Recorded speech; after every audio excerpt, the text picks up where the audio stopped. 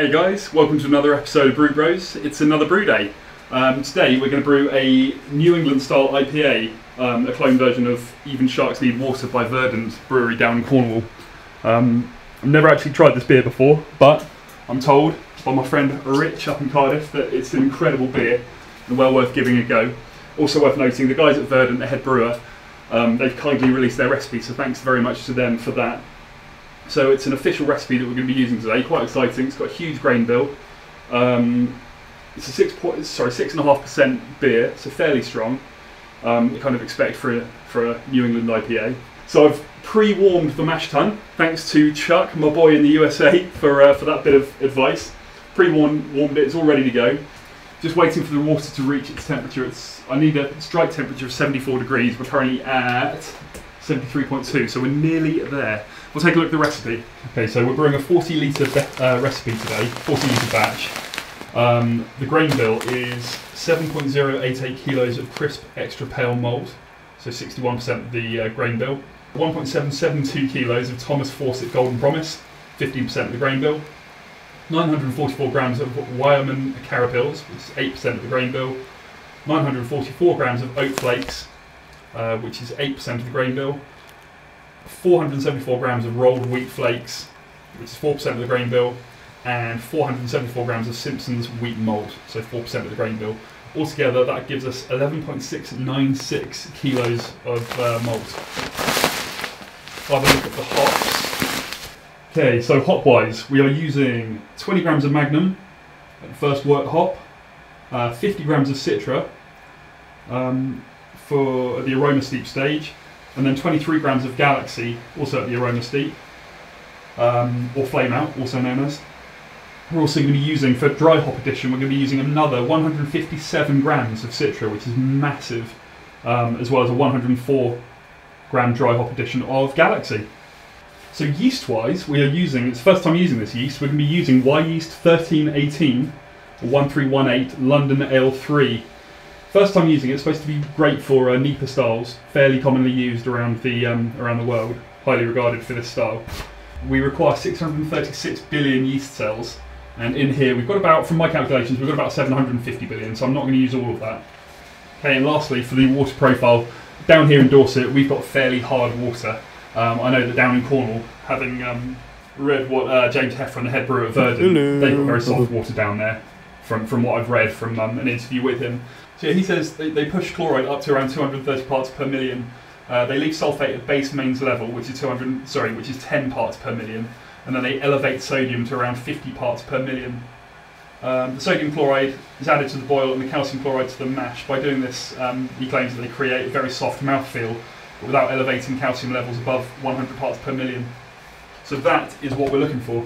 So yeah, at the moment we've got 5.72 grams of calcium chloride, which is going to go in with the mash, and then we're going to use a further 6 point something grams, I'll get back to you on that one, further grams of calcium chloride, which is going to go in at the sparge.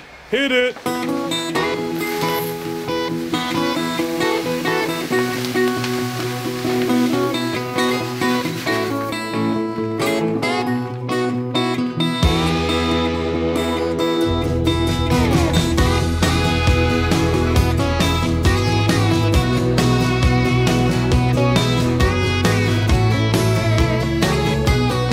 Time to start mashing in, so we're going to go for the old underletting technique, which means I'm filling up from the bottom for those that aren't aware. And the idea is that it soaks the grains nice and evenly. There's there's less risk of dough balls, etc. So there we go. We've got just over 32 litres of water in there now. You can still see I still need to grab a spoon. It's all floated up to the top, but I'll give that a nice stir in a minute.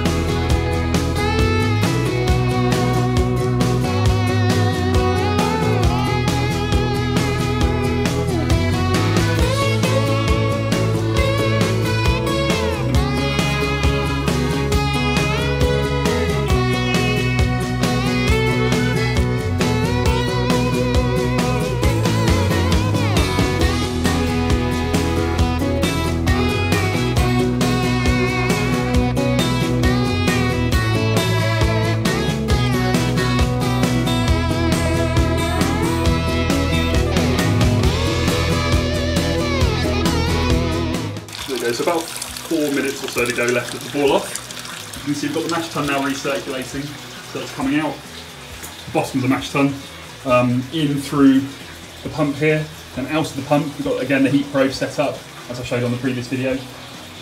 So taking the temperature reading from there, then comes out of the pump into the Herms coil up in here. So into the Herms coil where it's going anti-clockwise, and then it's coming out here and then back into the mash tun, so recirculating, indirectly heating through the water in the HLT. And then I've got another pump going, slightly cheaper pump, just sort of 10-15 quid off eBay, but it does the job for recirculating the water in the HLT. So it takes it from the bottom of the HLT through the pump and back up into the top of the HLT. And we've got a nice whirlpool going on there. So we'll get a nice even temperature in the HLT. So yeah, I think we've got about 3 minutes to go of these all off, and then I'll switch to the recirc. Okay, my friends, that's the 15-minute boil off all finished. Bow wow, old friend, you've done well, you've served well. So I'm now going to turn off the pump. Hopefully you can't see my board here. Oh no, you can. Tim's going to be making the most of that, isn't he? So I'm now going to detach the boil off attachment, which is always really hot, obviously. Actually, it's not too bad. I'm going to drop in the £40 manifold, and that was just for the metal bit there, not including the pipe and this attachment here, which is extra. This bit of metal was 40 quid, but beautifully made as you'd expect from Ss Brewtech. I'm just going to drop that in there, on top of the grain bed, attach it into there, screw it in.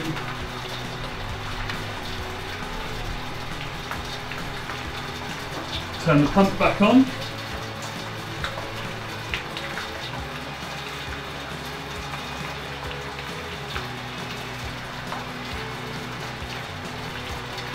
Wait for it. Here we go. Want it nice and gentle. A little bit more than that. There we go.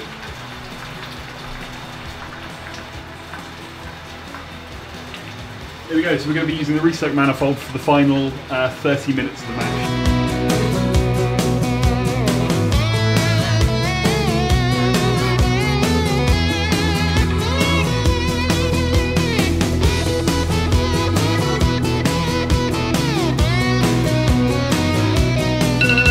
Aha!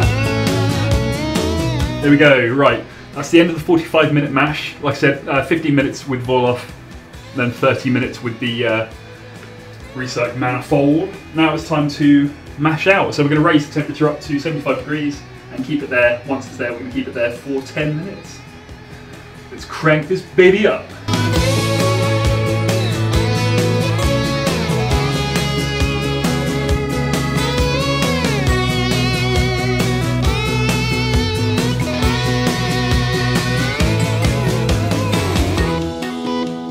What I'm going to do now is I'm now going to detach the pipe. Oh, crap, hold on. Tim, I'd ask you to cut that, but you're obviously not going to. I'm going to turn the pump off and then I'm going to disconnect it. I'm going to go into the Herms, because I'm going to be pumping hot water into the Herms coil, and then obviously out of the Herms coil into the mash tun for sparging. The reason why I'm doing it this way, I'd like to get as much of the sugar. There's still going to be some work inside the Herms coil. It just gives me an opportunity to clean it while it's still nice and loose before it dries in there. So open that up, that's all ready to go. Pump out of there, into this pump down here, up into the Herms coil, out of the Herms coil, into the mash tun. Refilling the mash tun slowly with sparge water, which is then going to transfer into the boil kettle. As mentioned earlier, I added an extra 6 grams of calcium chloride, as mentioned earlier on, for the water profile. So it was 5.72 for the mash and 6 grams for the sparge, which is a massive amount. So the best thing I think I've ever bought for the brewery is this new mop. Don't know how I've coped with it up until now. Brilliant. Plastic upper body, metal down here, fabric down there. It's exactly what you want from a mop. Brilliant.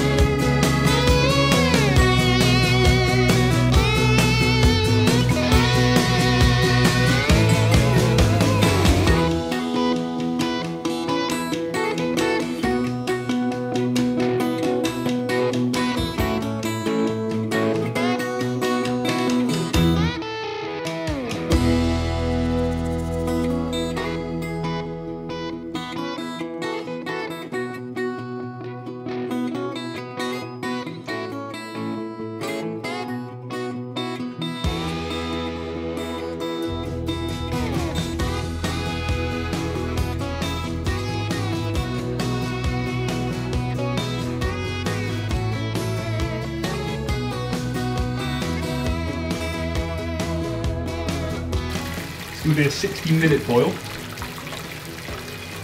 And it's going to be quite lengthy. I think it's quite a lengthy aroma steep at the end.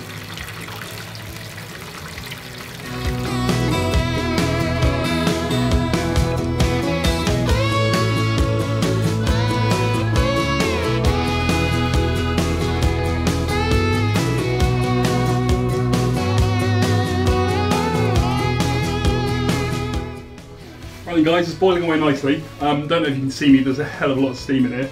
Obviously it's a new kettle and the 6 kilowatt element puts out a hell of a lot of steam, far more than I'm used to. Used to have a little fan that an extractor fan that I keep running. That just doesn't make any difference. So something I need to address in future. What I'm going to do now, while that's boiling away, got about 50 minutes, 45 minutes or so left of the boil. I'm going to start cleaning out the mash tun and putting away a few of the other bits that I no longer need.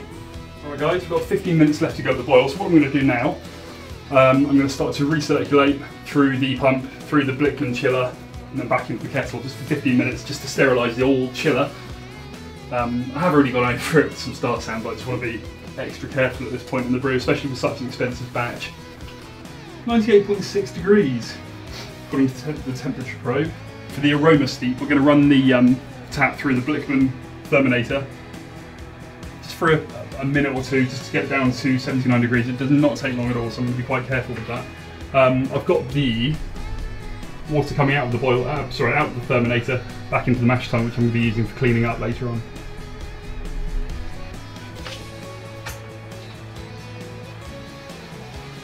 .82 degrees, 3 more degrees to go. We want to get it pretty much bang on 79 degrees. We don't want it any hotter than that. Don't want to burn off any of the hop oils. Okay, so next up, so we're at 79 degrees. For the aroma steep hop addition, we're going to be using 50 grams of Citra, dual purpose hop, again American hop, generally 11 to 13% alpha acid. Described as intense, sort of citrusy, gooseberry, passion fruity, kind of lychee. But then it's also used for bittering, which is great. So it's a really nice hop. It's probably one of my favourites, top 3 anyway. We're also going to be using Galaxy, 23 grams, I believe, of Galaxy. We'll confirm that below. Galaxy is an aroma hop, 11 to 16% alpha acid. Again, sort of citrusy, a little bit of peach perhaps. So we'll go with that. So 73 grams altogether.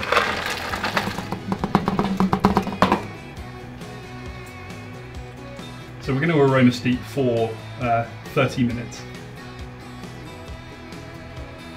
Which is perfect, because it'll give me a chance to actually sanitize the fermenter.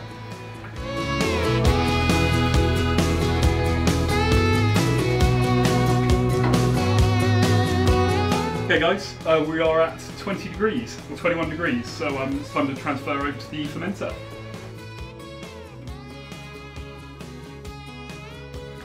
Okay, so we're now going to coming out of the boil kettle. Like I said, it's at 20 degrees, 20.5 degrees. Going to Flickman Rit side, out of the pump, in through the fermentator still, and then up into the fermenter. I've obviously still got the outdoor tap attachment still connected, but that's not going to do it any harm at all.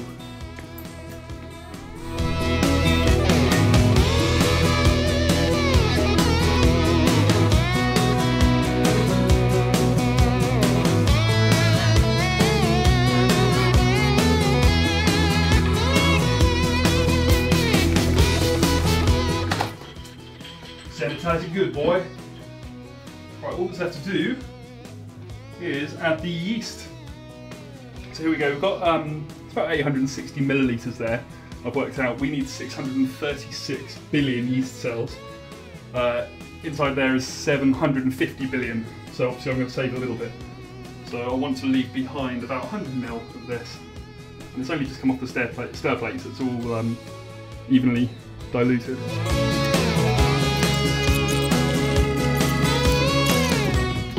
And I reckon job's a good one.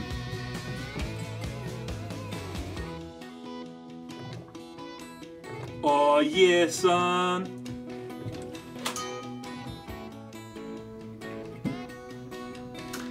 Right guys, thanks for watching. That's it. All over and done with. Really happy with how it all went, as I said.